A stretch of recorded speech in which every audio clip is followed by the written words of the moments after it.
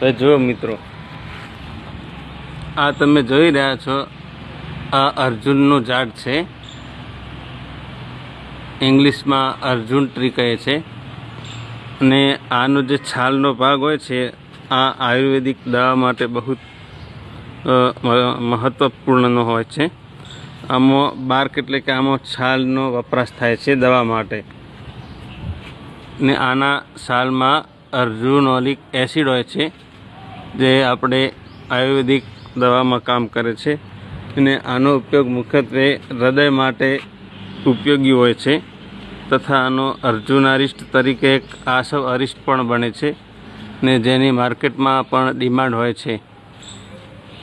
તમે જોઈ રહ્યા છો તેમાં તેનું એક ફ્રૂટ છે, જેમાં 5 ભાગ આવવા પડે છે.